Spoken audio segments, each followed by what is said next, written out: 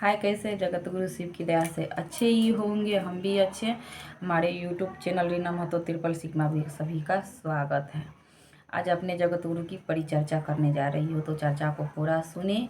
जो हमारी भाई बहन नई हमारे चैनल पर, चैनल को सब्सक्राइब कर ये बहन को सपोर्ट करिएगा, इस बेटी को सपोर्ट करिएगा। तो पूरा चर्चा को सुने। चर्चा करने जा रहे वही महादेव का, अपने जगत गुरु शिव का, जो हम लोग अपनी ज़िंदगी में गुरु बनाए हैं। एक समय की बात है, जिस तरह लौकिक ज़िंदगी में हम लोग अपने जगत गुरु को अपना गुरु बनाए हैं। चर्चा में जाते हैं, किसी भाई बहन से मिलते हैं तो बोलते हैं कि हे भाई बहन, हमने जगत गुरु को अपना गुरु बनाया, आप भी बना लीजिए, मेरा भला हुआ आपका भी होगा। इसी तरह एक समय की बात है, हमारे महादेव कैलाश पर हमेशा वार्तालाप करते। जैसे कि हम लोग बैठते हैं तो किसी का अच्छाई जरूर हम लोग अपने में बतियाते हैं कि देखिए उनका कर्म कितना अच्छा है, ये है वो है। इसी तरह हमारे महादेव, हमारी माता पार्वती जब कैलाश पर होती है तो इंसान की कर्म के अनुसार अपना बतलाव करती है। तो बतलाव कर रही थी तो प्रत्येक दिन हमारे महादेव कहते हैं कि धरती पर एक से एक शिष्य है, एक से एक भक्त है, जो हम में ही लीन रहते हैं, अपने लिए कुछ नहीं मांगते और हर वक्त पूजा में, चाहे वो अपनी परिचर्चा में हो, जो लीन रहते हैं, निस्वार्थ रहते हैं।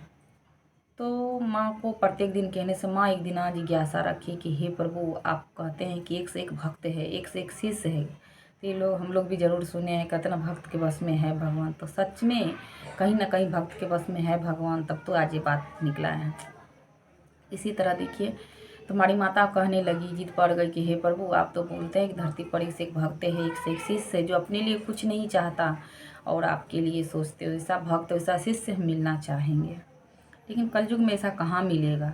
एक समय की बात है, जैसे कहते थे ना हम लोग कि अघोरीश्वर, भूतनाथ, भूतों का नाथ। तो महादेव को वर्ग तो भूतों का नाथ है, अघोरियों का नाथ है, देवों का देव महादेव है। वही महादेव को आज हम लोग जगत गुरु को अपना गुरु बनाए जगत में। एक समय था जो सच था, तो उस समय सब कुछ एकदम वातावरण शुद्ध थे, लेकिन इस कलयुग में तो सभी समझते हैं, सभी जानते हैं कि कितना सच कितना क्या है। इसीलिए कलयुग में शिव जैसे महादेव को अपना गुरु बनाए हैं। अपना गुरु हर घर घर में है, तो वही महादेव को। तो एक समय की बात थी, जो हम चर्चा बता रहे थे कि जो माता हमारी अड़ गई, तो बोले महादेव ठीक है चलिए। तो कहा जाता है कि धरती लोक पर जो भी आएंगे, चाहे हमारे भगवान राम आए तो मनुष्य का तन लेना पड़ा, भगवान कृष्ण आए तो मनुष्य का तन लेना पड़ा। इसी तरह हमारे माता पार्वती और हमारे गुरु शिव आए तो एक साधु, एक सद्गुण का रूप धरे। तो ले गए उनको अघोरियों के पास। जो अघोरी हैं उनको कोई संसार नहीं होता, तो वो हमेशा श्मशान में रहते हैं। जो लोग दान पुण्य कर कर फेंक देते हैं, उसी लिट्टी वाला आटा उटा कर, जो नहीं लोग पिंड उड डालते हैं, वो पिंड वाला आटा को लजहर का पका कर खा लेते हैं, जो मुर्दा जलता है उसी में। लेकिन महादेव को पूजते हैं, इसीलिए उनको अघोरीश्वर कहा गया है। तो महादेव महादेव करते थे, तो माँ को वहीं ले गए। माँ को ले गए, उनका एक था धर्म कि 2 लिट्टी लगाते थे, एक दान करते एक खाते, एक दान करते एक खाते। तो पीछे पलट कर नहीं देखते थे कि किसको दिए, कौन मांगा। लेकिन इस कलयुग में अगर कोई दान करता है तो दिखावा करता है, देखो हम इतना दान किए। वो दान दान नहीं, दान तो वो है कि दूसरे को पता ना चले, लेकिन ऐसा बहुत कम है। तो महादेव वहाँ ले गए अघोरीश्वर के पास। तो देखे अघोरी उसी तरह गड्ढा में सोया है, जो कपड़ा फेंका रहता है वही पहन लेता है।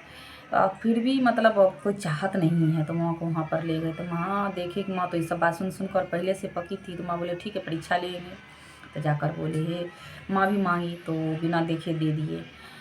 हमारे पहले गुरु मांगे तो दे दिए बिना देखे। तो माँ को लगा कि सच अच्छा एक तो दे दिया, तो देख बचा है हम मांग लेते हैं। माँ भी मांग ली तो दे दिए, फिर देखे नहीं, सोने चले गए। स्त्री कहती है कि बहुत दया भी होती है, तो माँ को दया आ गया। माँ को जब दया आ गया, माँ अपने भेष में आ गई, हमारे गुरु भी अपने भेष में आ गए। तो अघोरी से कहने लगे हे पुत्र, तुम अपनी ज़िंदगी के लिए कुछ ऐसा वरदान मांगो जो तुम्हारी ज़िंदगी में सुखमय हो जाए। तो बार बार हट करने लगे, बार बार हट करने लगे। अघोरी बोले माँ हमको कुछ नहीं चाहिए, आपको ही कुछ चाहिए तो मांग लीजिए। माँ बार बार समझाई, लेकिन अघोरी माना नहीं। तो माँ को गुस्सा आया। माँ बोली जा से तुम बैल बन जा, सांड बन जा। तो गाँव घर में देखते ना कि सांड जो कहीं कहीं रहता है, किसी का खेत में चरता, कहीं खाता कहीं रह जाता है, मगन में रहता है। लेकिन माँ तो बिना खदी का शराब दी थी, तो माँ को बहुत दया आया। माँ फिर कुछ वर्ष के बाद गई तो देखे कि फिर से बोली कि हे पुत्र, तुम अच्छा ज़िंदगी के लिए कुछ अच्छा मांगो अपने लिए, ये तुम्हारी ज़िंदगी में सुखमय हो जाए। तो गौरी बोले माँ हमको कुछ नहीं चाहिए, आप ही को जो मांगना है मांग लीजिए। तो माँ बोली जैसे तो ऊँट बन जा। तो सुनते हैं कि ऊँट भी नीचे का खड़ नहीं खाता, ऊपर ऊपर का खाता है।